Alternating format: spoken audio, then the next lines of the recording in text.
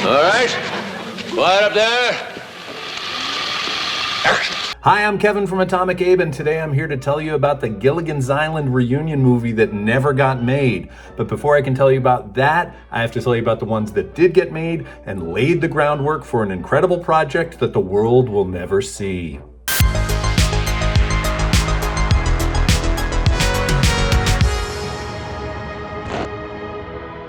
Welcome to Behind the Backdoor Pilot, the show that takes a deep dive into the wild and wacky episodes of beloved TV shows that are actually secret pilots for potential spin-offs.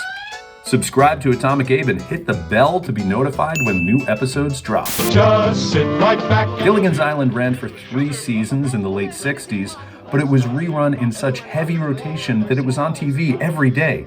So generations of viewers were watching the same episodes over and over. I'm sure we all have our favorites. Personally, I like the Hamlet one. Neither a borrower nor a lender need. According to Sherwood Schwartz, the show's creator, one of the most frequent questions for newspaper editors was, did the castaways make it off the island? In the 1970s, the Detroit Free Press would get 1 or 2 letters a week wanting an answer. Yeah, back in the day, people took time to write letters. Apparently, a lot of fans assumed the castaways got off the island, but they missed that episode. Which makes sense. That would be the show's natural conclusion. But the show was canceled before they could resolve the story. When Sherwood Schwartz discovered there was all this interest in his old sitcom, he wrote a new script titled Rescue from Gilligan's Island. Over 10 years had passed since the last episode of Gilligan's Island had aired, but they managed to reunite the entire cast. Almost the entire cast. Supposedly, Tina Louise hated the show. She thought she was going to be the star of Gilligan's Island, even though the title would suggest otherwise. For the reunion movie, the actress wanted a big paycheck. Her asking price was 10% of the entire budget. So Sherwood Schwartz decided they'd just recast her. Yes, in the tradition of fake Jan, let's meet fake Ginger. I just saw the Howells, and they were talking about what to wear to a rescue. Anyway, in the reunion movie, the castaways fashion a hut boat. Hut boat? I just coined a word. And float to Hawaii, complete with a ticker tape parade. And supposedly, during this scene, a few of the actors were crying real tears. Now, the funny thing is, this aired as a 2-part movie. Some people only watched the first half where the castaways were rescued. They didn't realize that in the second half, the castaways go on a 1-year anniversary cruise where the weather started getting rough, and yes, they end up right where they started. Look what I found.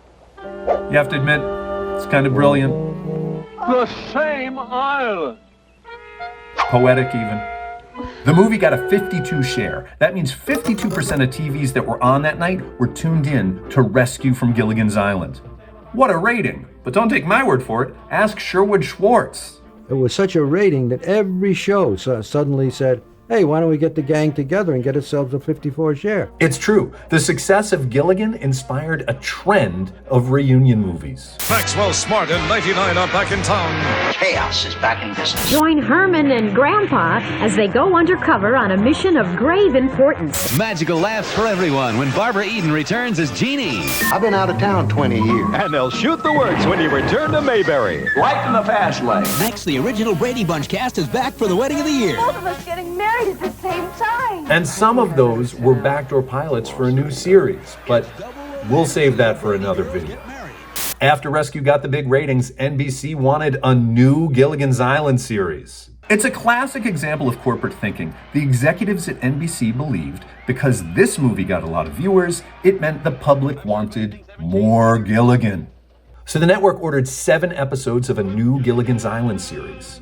And they wanted the show to be an hour long, which is weird for a sitcom.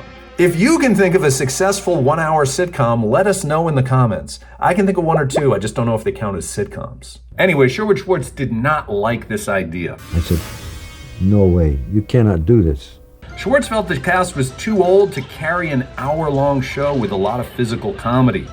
And it's true, Jim Backus was no spring chicken. But Schwartz had another idea. Turn Gilligan's Island into a Fantasy Island love boat format. The premise was the castaways got rescued again, only this time the Howells went back to build a destination resort on the island. Lovey, isn't this beautiful? Thurston, building this hotel is the best idea you ever had. Except for marrying me. Oh, yes. And just like on the Love Boat, new guests would arrive each week. The guest stars would carry the bulk of the hour, and they'd have brief encounters with Gilligan and the gang. NBC agreed to this plan and wanted to make one Gilligan telefilm each year. The next movie was a backdoor pilot for the franchise titled The Castaways on Gilligan's Island. The film introduced the idea of a luxury resort on the island. There is no phone on this island. There is no phone, no newspapers, no radios, no cars. For guest stars, they got Tom Bosley from the hit show Happy Days and Marsha Wallace. You know, the voice of Mrs. Krabappel. Go away, Bart. This is not a good time. The ratings were good, but not great. This is a wow of a luau, eh? Apparently, Gilligan could not compete with Robin Williams.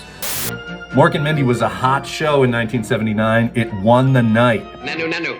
This looked like the end for the Gilligan's Island reunion movies until a year later when the president of NBC phoned Sherwood Schwartz to pitch an idea. The Dallas Cowboy Cheerleaders on Gilligan's Island. Yeah, if you were alive in the 80s, you know that the Dallas Cowboy Cheerleaders were everywhere.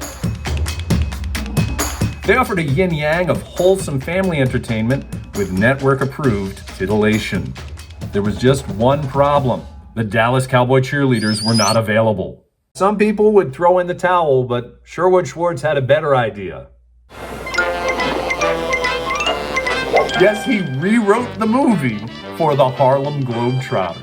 Like the Dallas Cowboy Cheerleaders, the Harlem Globetrotters were everywhere in pop culture. They appealed to people of all ages. Here's a fun fact. The Harlem Globetrotters appeared on Gilligan's Island, Futurama, The Love Boat, and Scooby-Doo. That means all of those shows exist in the same Globetrotter universe. In the Gilligan's Island movie, we meet the Globetrotters while they are flying over the Pacific Ocean. Their plane goes down and they are stranded at sea when they are attacked by a shark. And yes, that's the same mechanical shark from the Universal Studios Jaws ride. The Globetrotters get to the island and, long story short, they play a basketball game against an army of robots. Robots that are remote controlled by Academy Award winner Martin Landau. Very interesting. It is a wonderful chunk of bizarre TV. And they found a way to work in some cheerleading. Give me an Believe it or not, in the 1960s, shows like Gilligan's Island and I Dream of Jeannie were not supposed to show belly buttons on screen. So this was a major milestone in TV history. The ratings for the third movie were good but not great, so this was the end of the line for the Island Resort reunion movies. That's showbiz. This all leads to the fourth Gilligan's Island movie, which never got made, and you're about to find out that is a real shame. In Sherwood Schwartz's memoir, he wrote, "Perhaps my biggest disappointment is that I've never done the special I've wanted to do for several years, Murder on Gilligan's Island." Oh my God! It would be a 2-hour film in which one of the castaways is supposedly murdered. I need to see this. I know it doesn't exist, but that doesn't change that I need to see this. This is my day the clown cried. A group of famous detectives would come to the hotel on the island to solve the mystery. I wanted to use 4 or 5 famous detectives from literature or 4 or 5 famous TV detectives. Famous TV detectives would have been amazing. At the time, NBC was airing Hunter, Miami Vice, and Remington Steele. Could you imagine seeing Crockett and Tubbs with Ginger and Mary Ann? Or, if the special aired on CBS, that means you would have gotten Magnum P.I., Murder, She Wrote, and Simon and Simon. All of those shows had done crossovers, so they already exist in the same universe. Why not open it up to Gilligan's Island? And when you consider those Globetrotter crossovers, this is an expansive universe. Back to the detectives, it all comes down to what year this movie would have gotten made and who was available. Keep in mind, they could have brought some detectives out of retirement. Make it a mega reunion. Quincy, Cannon, Columbo. Worst case scenario, we get the professor as Sherlock Holmes, since they'd already done that on the episode where Gilligan becomes a vampire. The other thing we have to imagine, who was the murderer? Maybe a villain from a previous episode? Bring back a fan favorite. Make this Gilligan's Wrath of Khan. You've got that hunter who previously tried to kill Gilligan. Bang! The dictator, the Hollywood producer, or maybe one of the big name guest stars like Don Rickles or Kurt Russell. Lots of options, but it would have been truly amazing if the killer turned out to be one of the castaways. Somebody on the island, a murderer? Who? No matter who it was, it would have been exciting. But I have to admit, it's hard to imagine who the victim would have been. Typically, sitcoms and murders don't mix. Murder? The only examples I can think of are an episode of Laverne and Shirley that's kind of an Agatha Christie mystery parody. You want to take care of that cough and I'll kill you.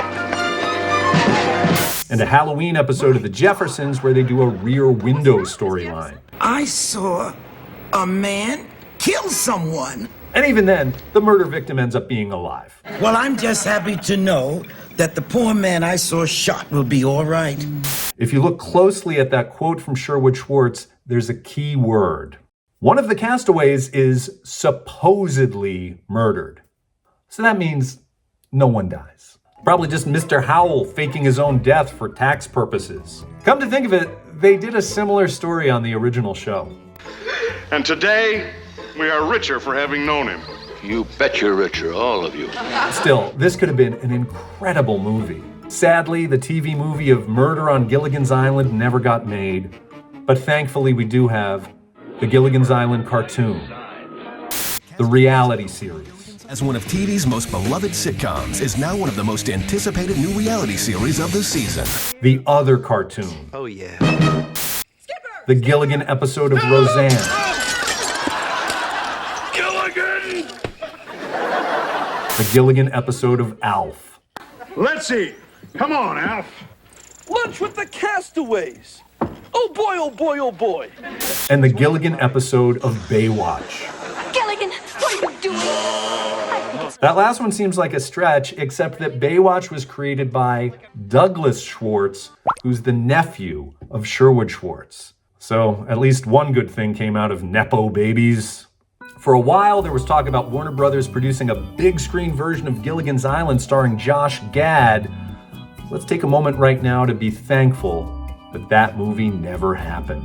Thanks for watching. Be sure to subscribe to Atomic Abe. Hit that notification bell so you'll keep up with all the new episodes of Behind the Backdoor Pilot.